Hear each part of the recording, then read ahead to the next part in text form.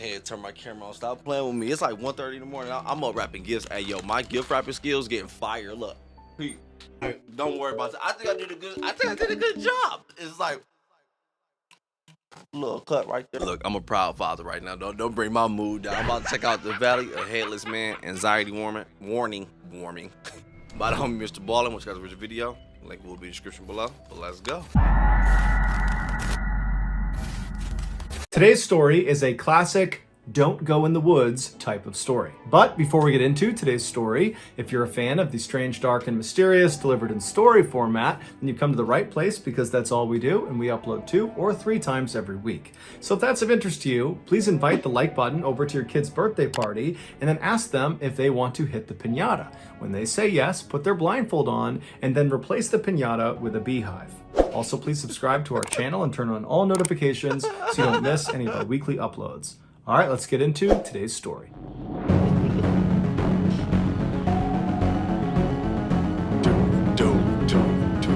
I be getting like hella excited like when I hear like the Mrballen intro. Located in the far northwestern section of Canada is the aptly named Northwest Territories. It is a massive swath of land that virtually nobody lives inside of. To make that point crystal clear, consider the following. The country of Germany has a population of 83 million people, give or take. The Northwest Territories is 4 times as large as Germany, but only has a population of about 50,000 people. In addition to being this huge and mostly unoccupied space, the Northwest Territories are almost completely wild. Think dense forests, huge mountains, massive rivers and lakes, and lots of really big animals. Even for highly experienced outdoors men and women, the Northwest Territories can be a truly hazardous place. And within this truly hazardous place, there is one part that is the most hazardous, and it's right in the middle of the Northwest Territories. And it's this 11,000 square mile stretch of just pure wilderness that's called the Nahani Valley. In 1976, the Nahani Valley was made into a national park. But don't let that fool you. This is not some family park that anybody can go to. I wouldn't go anyway. There are no tourist accommodations, so there's no hotels, there's really nothing inside of it. And there are no roads that lead into this park. The only way you can get inside this valley is by plane or by boat or by very stressful and difficult overland hike. But for those who are able and willing to make the effort to get inside of this valley, you have the opportunity to explore one of the most beautiful places on the planet, because this section of the world is almost completely untouched by man. It is really nature at its purest form. However, there's a catch. This valley is said to be haunted. Over the last 10,000 I thought you were saying like some lions or some shit. Hell no. years, the handful of native tribes that said to be nature at its purest form. However, there's a catch. This valley is said to be haunted. Over the last 10,000 years, the handful of native tribes that have attempted to settle inside of the Nahani Valley have all either suddenly disappeared without a trace, like the Naha tribe, that literally overnight just was gone, leaving behind their shelters, their food, their supplies, just gone. No one knows what happened. Or the tribes have abruptly fled, claiming they were being terrorized or stalked by creatures lurking in the forest, like these white demons and these large wolves they called wahilas. Now, of course, this just sounds like folklore, and it might very well be that that's all it is, folklore.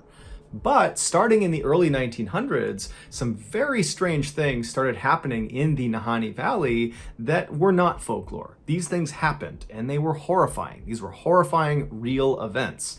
And they might, depending on your viewpoint, give credit to some of the theories that the native tribes people have about this valley, which... I ain't gonna cap to you, dog. I'm getting creeped out, dog. I can legit hear my heartbeat. You know, and the reason why I'm getting creeped out, though, because I'm thinking it is going to be like a story like with some damn humans. Boy, it's 1:30 in the morning. I ain't trying to watch no damn ghosts.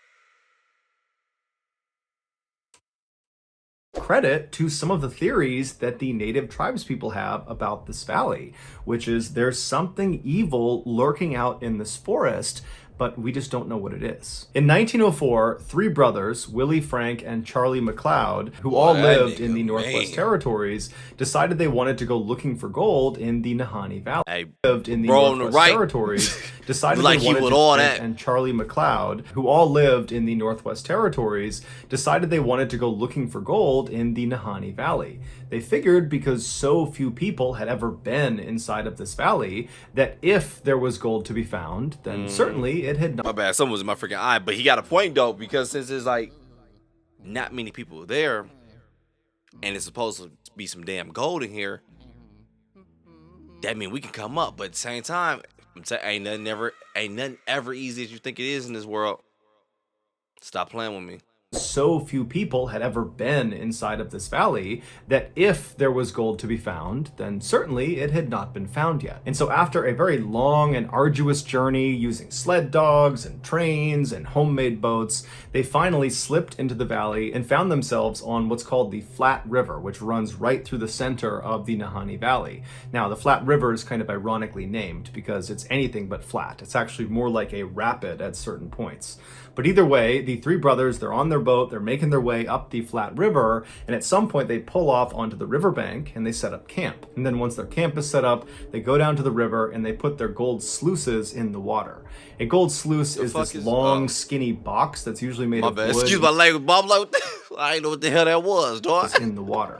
A gold sluice is this long, skinny box that's usually made of wood, and it has a strainer on one side. And gold miners will put it in the water, submerged, and they will kind of shovel the sediment on the bottom of the water into this little funnel, and the big stuff will get stopped by the strainer, and the dirt and the water will just kind of flow out the side. And so the idea is you can trap gold nuggets inside of this sluice. And so the three brothers, they get their sluices up, and they start looking for gold, and right away they hit pay dirt. There is tons of gold in this river. And so all day, all night, they get all this gold. The next morning, they do the same thing. And by the time all their containers are literally filled to the brim with gold. Hold on, it's like 2 o'clock in the morning. Hold on, my bad, I had a text. No more stopping. Next morning, they do the same thing. And by the time all their containers are literally filled to the brim with gold, they decide, hey, let's go back and turn this in, get some money for it, and then come back out here. And so they pack up their tent, they pack up all their supplies, and they put everything back in their boat. They get out onto Flat River, and at some point, very early on in their journey back, the boat capsizes, and the boat actually breaks apart from the strength of the rapids of Flat River. And so the boat actually just sinks, and much of their supplies sink, including all of their gold. But the three brothers are able to grab some of their supplies, like their rifle and some lumber and some of their mining supplies, and they swim it all to shore. They catch their breath. They're totally devastated at the loss of the gold, but they're alive. They have enough supplies to survive. And so they figure all they can do is maybe try to go back to their original site, try to get some more gold because they did still have a sluice, and then try to get out of there and then, regroup and come back another time. And so using some of the lumber they recovered from their broken boat, and then also by cutting down some trees, they literally fashioned another boat and then hopped back on the Flat River, and they went back up to that site where they found gold earlier. They set up their sluice, they set up their camp again, and this time they didn't find any gold. So all day, this very disappointing day that they've already lost all their gold, now they're not finding any more gold. And so that night when they went to bed, they decided that the next day they were just gonna leave. And so the next day they get up, they pack up, they hop back on the Flat River on this new boat they built, and they're able to make their way out of the valley and get back to their homes. As soon as they get back home, the two younger brothers, Willie and Frank, start talking about how they want to go back into Nahani Valley and go get more gold, because now they know there's gold out there. It's not a question, yeah, we didn't find it, that's... I'm telling you, dog, agree, it can do that to you. But I'm not about to get in this damn boat you made out of this tree. I learned from the first time when the boat messed up, legit just straight up, I don't know what word to use because I don't be on boats. when it broke, I'm not getting back on there, dog. We're not going back out there. Look, we did the first one, boom, boom, boom, that was good. Hey, it sounds like Flat Rivers is too strong. If it broke, it's gonna break that tree branch. I don't know if it's a branch, whatever it is, dog. You know what I'm talking about.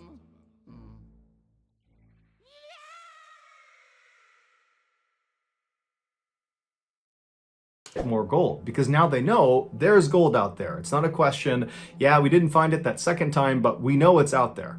Charlie, the older brother, he wanted to get the gold, but he felt like, hey, that was a close call with the boat flipping over. I don't know if it's a good idea, so I'm actually not going to go. You guys can go, I'm going to stay. And so several months goes by, and Frank and Willie have been doing all this preparation for this additional trip into the valley. And finally, in 1905, they're ready. And so Willie, Frank, and a third man called Robert Weir, who was a friend of theirs, he was going to replace Charlie. The three of them, they make their way up. It's legit, because Charlie ain't going. Charlie said, that's me. I said, hell no.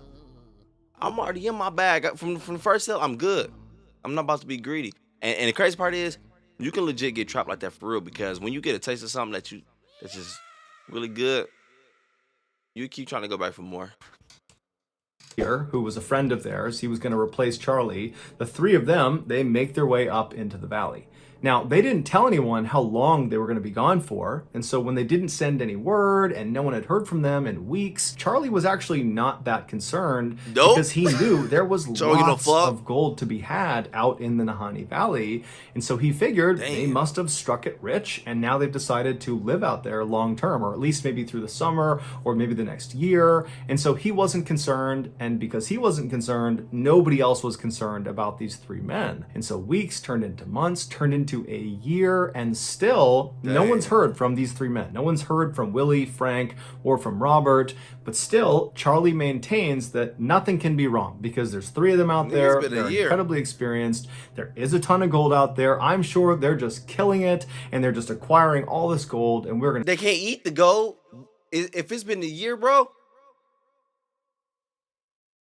a ton of gold out there. I'm sure they're just killing it, and they're just acquiring all this gold, and we're going to see them in the next couple of months maybe, and everything's going to be just fine. But a whole other year would go by, so they've been out there for 2 years, and no one has heard from them. And at this point, Charlie thinks to himself, okay, I have to go out and see if they're okay. And so he rounds up 4 other people from his town, and he mounts an expedition to head back into the Nahani Valley to go find his 2 brothers and find Robert Weir. Charlie and his search party, eventually, after yet another long and arduous journey, they get into Nahani Valley and they get onto the Flat River. And so they start making their way upstream along Flat River. So it must have been a very treacherous journey getting through the rapids of this river.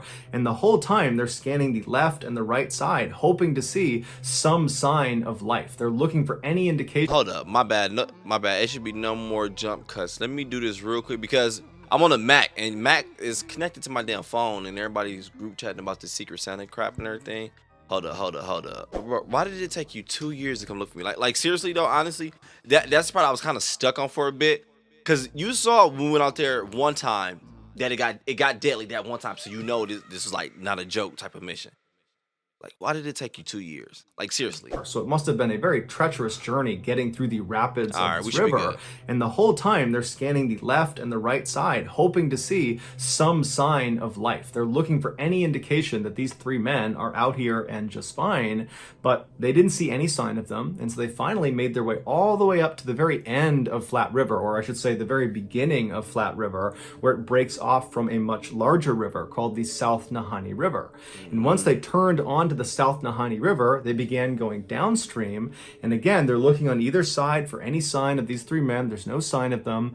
And then the river they're on takes a very sharp turn. It's actually called the Big Bend, and it's about a 45-degree turn, and as soon as you make that turn, it dumps you into this 10-mile stretch of river called Second Canyon. Now along South Nahani River, which is about 350 miles long, there are these 4 canyons that the water passes through, and they're labeled 4th Canyon, 3rd Canyon, 2nd Canyon, and 1st Canyon. And these canyons are massive. These sheer cliffs on either side of the river shoot up to 3,000 feet above the water, and in some parts, the water is actually just as deep, thousands of feet deep.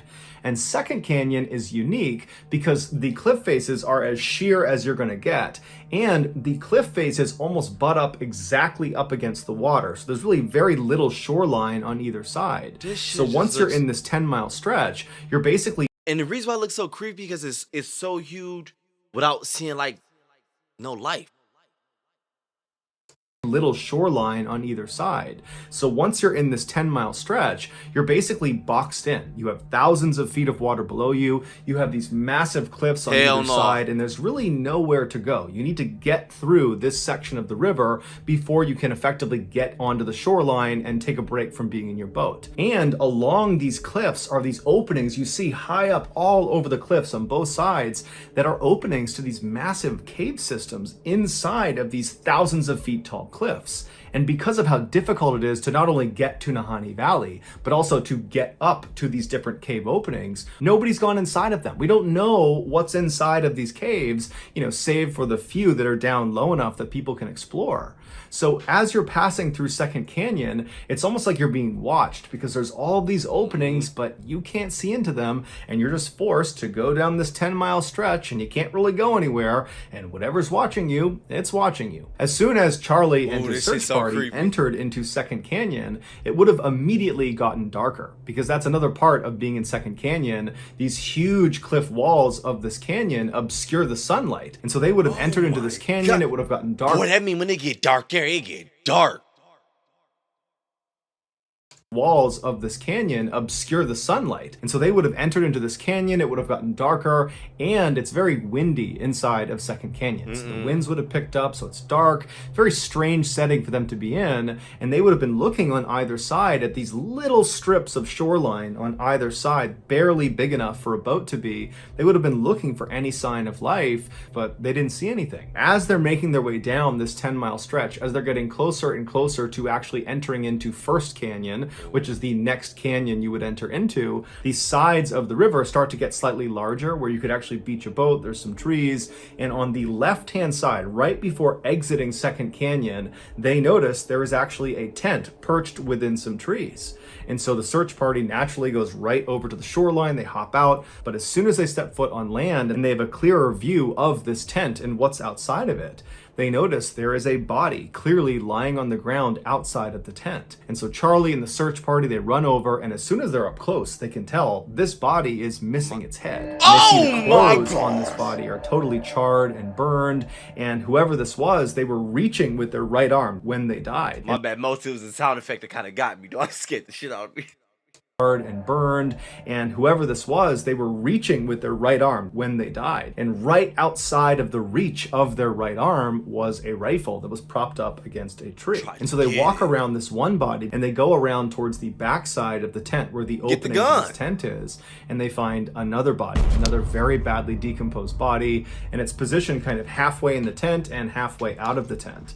And there's a blanket kind of partially obscuring this person's body, and when they move the blanket, they see this body too is missing its head. So Charlie and the search party, they continue to search around the camp in hopes of finding the heads of these two people to try to figure out who they are, but they never find the heads. However, they do find some personal effects both in the pockets of these two bodies and then also inside the tent that would confirm these are Charlie's brothers. As for the third man that had been with them, Robert Weir, he was not at the campsite, and in fact he would never actually be found officially. However, a little ways down the river, another partial skeleton would be found several months later that was attributed to Robert. However, that was not 100% confirmed to be Robert. The only other interesting thing that was found at this campsite was a carved... What you want to talk about? I am trying to talk about what you want to talk about. I ain't gonna blame bro just yet because we don't know what's going on.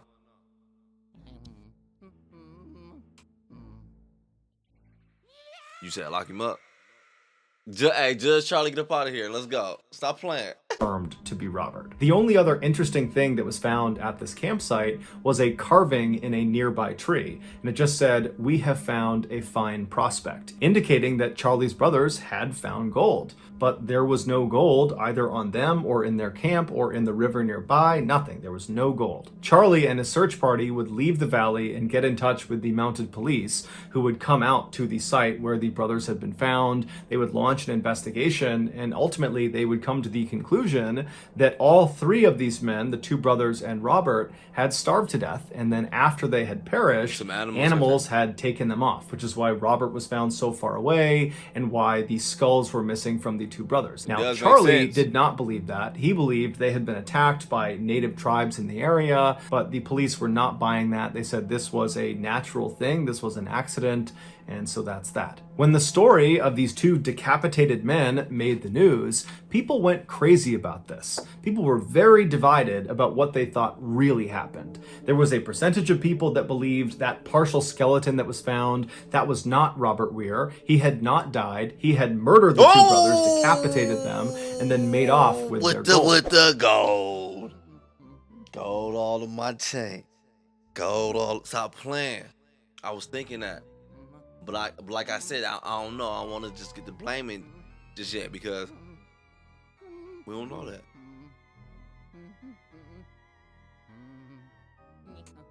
Man, this was so creepy. I ain't gonna cap. The way he was explaining the canyons, and I was legit trying to picture me there when I was seeing the pictures. That junk was so creepy, dog. Cause it's so huge, and it's like no one there. People that believed that partial skeleton that was found, that was not Robert Weir. He had not died. He had murdered the two brothers, decapitated them, and then made off with their gold. The other percentage of people believed that all three men, the two brothers and Robert, had been attacked by a person, a group of people, an animal, a creature, something. There was some sort of attack. And that's why the two brothers were in those positions that indicated they had encountered something horrifying, with one brother reaching for the gun and the other appearing to have leapt from his bed before he ultimately died. But regardless of which side you fell on, pretty much everybody at the time who heard about the story became terrified of the Nahani Valley. Specifically, they became terrified of that stretch in Second Canyon where the two brothers had been found. And so actually that stretch got renamed the Headless Valley, and from that point forward, that's all it was known as. And so even though there were obvious gold prospects in the Headless Valley and all along the South Nahani River and the Flat River, people, after this story broke, were just not prepared to risk going in there and potentially becoming another victim. And so people kind of stayed away from Nahani Valley. 8 years later, though, in 1913, a gold prospector named Martin Jorgensen decided, you know what, I'm not going to let some scary stories about some headless men and, ghosts and killers on the loose, I'm not going to let any of that get in the way of me taking gold out of Nahani Valley. So, all on his own, Martin makes the arduous trek inside of Nahani Valley. He makes his way up Flat River, and he finally finds a spot about 70 miles upstream of where Headless Valley was, and he actually built a one-room cabin because he was going to stay there through the winter, and then the plan was he would meet up with his partners the following summer. And so right after he got there, he set up his sluices and he started mining for gold, and apparently he found a lot of it because he sent word back to his partners outside of the valley that, I'm telling you, dog. It's like it's a trap damn near almost. It's like a rat trap. It's like legit. Someone knows this gold is there. But it's like that's the cheese. Then you come out looking for it. It's a GG. Found a lot of it because he sent word back to his partners outside of the valley that he had made it rich. And so his partners were really excited to meet up with him the following summer and see how much he got, because they planned on going back into the valley with him that summer. So that summer rolls around, his partners go to the meeting spot right outside the valley, but Martin doesn't show up. And so his partners, they stay outside at this meeting space for several days until finally, when he doesn't show up, they decide, we have to go. Hey, they had patience like a mug back then, dog. My bad last time. Bro waited 2 years before he realized, you know what, y'all might be missing. Let me come look for y'all. They waited several days for it. Nah, bro. After like 5 minutes, I'm like, where bro at? I'm out. I'm tired anyway. Martin doesn't show up. And so his partners, they stay outside at this meeting space for several days until finally, when he doesn't show up, they decide, we have to go in there and see if he is okay, because at this point he should have been here. There's no excuse. And so they end up going into the Nahani Valley. They make their way up Flat River, and they go roughly to the area where they knew he was staying based on the message he had sent earlier. He had described where he was staying, and they actually found his cabin. Or I should say they found what was left of his cabin. How you sent a message in 1902? He was staying based on the message he had sent earlier. He had described where he was staying, and they actually found his cabin. Or I should say they found what was left of his cabin. His cabin had been completely torched, burned to the ground, and laying on the ground next to the burned out cabin was the burned out remains of another headless corpse. And this corpse belonged to Martin Jorgensen. The police did a thorough investigation, but they were never able to determine what actually killed him. The police did not connect Martin's death with the two McLeod brothers' deaths, even though they were all decapitated. They were in roughly the same area, and it happened within a few years of each other, and they looked very, very similar. Even though that all was true, the police said, nope, these are totally separate. Martin died for some reason, and then animals took parts of him away, and that's why his skull is missing. Martin's... Bro, you telling me the animals, they just know to keep on taking the head? Stop playing with me. Reason, and then animals took parts of him away, and that's why his skull is missing. Martin's skull was never located, and the gold that Martin claimed to have struck it rich with was also not at the cabin, not on him. There was no gold anywhere in the vicinity. When Martin's death made the news, people went crazy, and despite the police assuring everyone that his death was not connected to the McLeod brothers' deaths, even though the police were saying that, the public didn't see it that way. It was just too easy to connect one decapitation with two other decapitations that have happened close together in a relatively short time frame, and so a lot of people assumed there must be a killer on the loose somewhere in Nahani Valley. I would think. 7 years later, in 1921, the rumors of a killer on the loose were still alive and well when gold prospector John O'Brien and his partner decided, you know what, despite the rumors of this so-called killer or whatever's going on in the Nahani Valley, let's go into the Nahani Valley and try our hand. Let's try to get some gold. And so the two of them... I hope you take it. This story ain't nothing but greed. That's all the story is, dog. It ain't nothing but greed. ...into the Nahani Valley and try our hand. Let's try to get some gold. And so the two of them made their way into the valley, and they set up camp in Headless Valley, not far from where the McLeod brothers had been found decapitated. And you set up in Headless Valley. Set up their camp, and they're there for a couple of days. They're doing well. They're finding gold. And then at some point, John tells his partner that he's going to go out and check all of their traps along the river. And he'll be back in about 8 or 9 days. Nah, we go together. So his partner waits 8 or 9 days, and John doesn't come back. And a couple of days after that goes by, and now John's past due. And so the partner decides he has to go out looking for him. And so there was another gold prospector in the area, and so this partner contacted him, and the two of them went to the river and began walking upstream until they found John. And he had frozen to death. It was very interesting the way he was positioned. He was sitting in front of this obviously previously lit campfire. He wasn't hunched over. He didn't look like he was in pain. He looked like he was just enjoying the fire. There was nothing on his face that indicated discomfort or pain or fear. He was even holding the matchbook in his hand. It was like he was just sitting there enjoying the fire when something caused him to suddenly freeze. In fact, witnesses would say John looked like he had been flash frozen, as if it had happened in a matter of seconds, because it didn't look like he had reacted properly to freezing to death. And the police, when they came out, they would say, you know, this is odd. This is odd the way he's positioned. They're like, what the fuck? But ultimately... It's the animals again. That's all they keep saying, dog. At first, I was thinking, like, it's just like some killer dude out there. But... Nigga, I meant my bad, but unless it's Sub-Zero, how you just freeze like that? Why are only the heads coming to missing? Is bro head missing while he froze? I'm gonna let him finish. Hold up. Like he had reacted properly to freezing to death. And the police, when they came out, they would say, you know, this is odd. This is odd the way he's positioned. But ultimately, he died because he froze to death. And so there's no foul play here. And so no further investigation is needed. 5 years later, in 1926, a hunting party that included a young woman named Annie Lafferty was camping out along the Flat River inside of Headless Valley. And so that night, they're all kind of joking around the fire. And then at some point, they decide to all go to sleep. And then the next day, when everybody gets up, Annie is no longer in camp. and there's no sign of where she went. And so they begin by yelling out and walking around the immediate vicinity to see maybe if she stepped away for a minute, but Annie's just gone and no one knows where she went.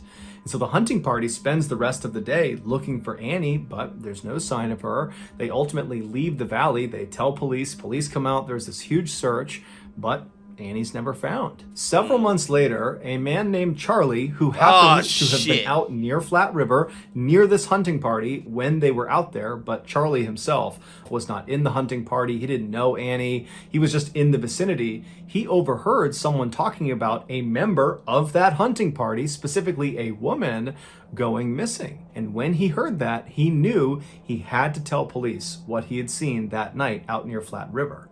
So he goes to police and he explains that that night when he knew there was this hunting party over there, he could hear them, he knew they were over there. He said at some point he went to bed and then he woke up when he heard the sound of rocks falling into the river in front of him. He was sleeping along the river's edge. So he sits up and he looks out across the river. It's totally dark, but there's some moonlight, and he's kind of looking around wondering what's causing the sound, but he can't see it, and then he hears it again, and he can tell it's off to his left. Hey, These brother, are not sound huge effects, rocks. dog. These are like medium to small size rocks, like rocks you could just pick up and throw.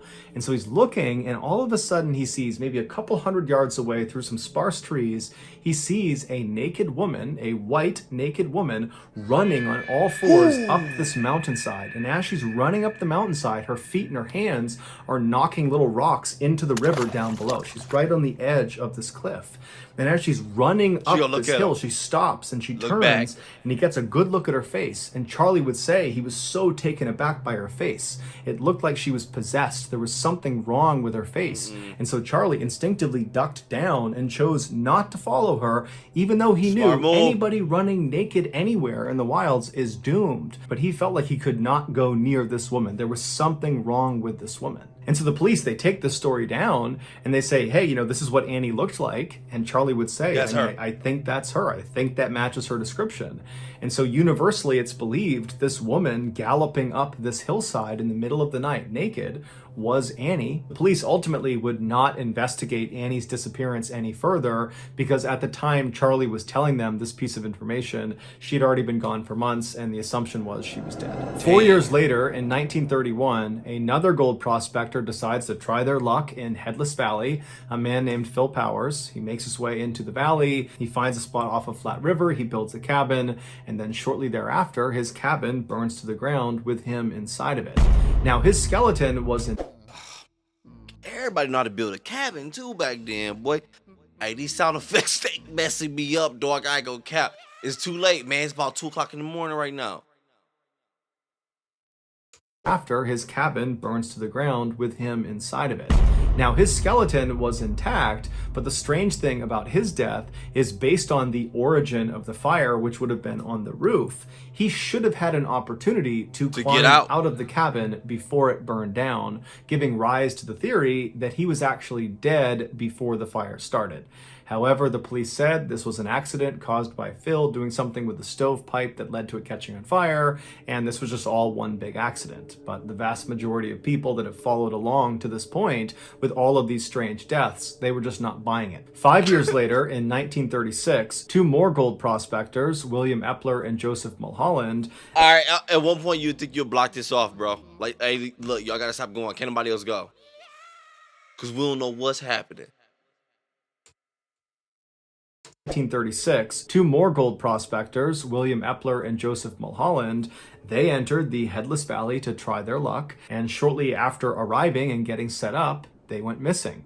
A search party came out to look for them, and they found their cabin, and just like Phil Powers, it had burned to the ground, but William and Joseph were not in the ashes. They were not anywhere nearby. In fact, they were never found. They one of them things. No one has any idea what happened to them, and no one knows what caused the fire. 9 years later, in 1945, yet another gold prospector named Ernest Sabbard entered the Headless Valley to go looking for gold, and then when he did not leave the valley for an intended rendezvous with some of his partners went looking for him, and they would find him inside of his sleeping bag, laying down, decapitated right along the Flat River inside of the Headless Valley. Hey, oh my God.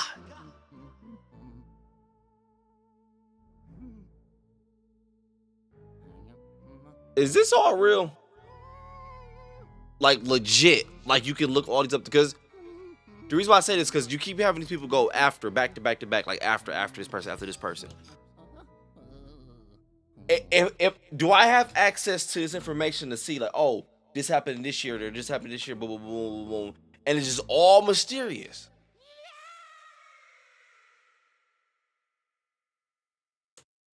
Down, decapitated right along the flat river inside of the Headless Valley. And so the police would come out, they would do an investigation, and they would call this an accident where, you know, he starved to death or he died of hypothermia. And then after he was dead, animals must have come in and removed his skull, and that's why we can't find it. And so the police did not, at least not publicly, connect his death to all of the other decapitations in that small area. 1 year later, in 1946, another gold miner named John Patterson went into Headless Valley and he went missing. And so a search party went in looking for him, and John would never be found. But on one of the last nights that the search party was in the Headless Valley, they were camping out near Flat River, some native tribes people came into their camp and they warned them about some white figures that were walking around the valley that night. They're down near the river, they're out in the forest, they're kind of all around here. And so you really need to be careful. You don't want them to see you. And then these tribes people just left. And so the search party is absolutely horrified. They know about the rumors of this place. They're out here looking for someone that's gone missing in this place. And all night, all they hear are distant howls and screams that they hadn't heard in the previous nights. They're hearing these wailing sounds coming from all around them, like these things that are out there were intentionally trying to scare them to get them to leave.